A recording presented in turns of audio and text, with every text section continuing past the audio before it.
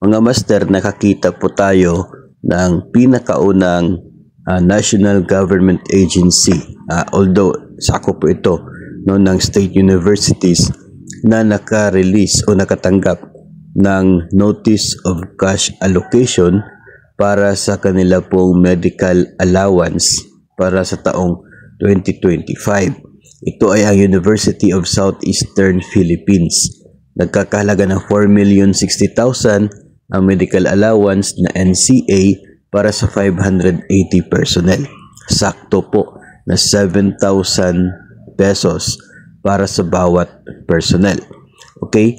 So yung NCA, ito cash allocation from DBM papunta sa account ng USEP, University of Southeastern Philippines.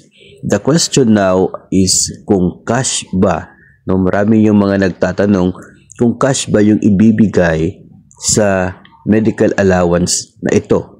No? Ang sagot po dyan ay depende na po doon sa kanila pong agency kung ano po yung gagawin. No? Pwede kasi, may options kasi yon na pwedeng cash yung ibigay para si personnel na mismo yung maghanap ng kaniya pong HMO, kaya ay kung may kulang sa pambayad niya sa HMO niya, pwede niya magamit.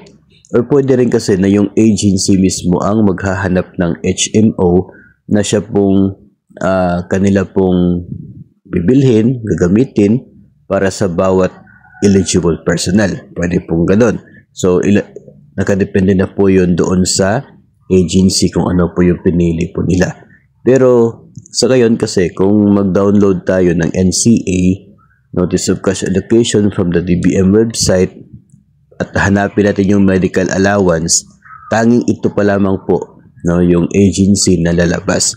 Maliban po sa mga LGUs na hindi po dumadaan dito yung pondo, no, dito po sa NCA ng DBM, sa DBM website. Kasi may mga nag-message po sa atin minsan na sa LGU po nila o sa province po nila ay nakatanggap na rin sila na kanila pong medical allowance na cash, no, for the SUC at other national government agencies, no, sa mga under sa executive, ay ito pa lamang po yung nakikita natin na mayroon po medical allowance na notice of cash allocation.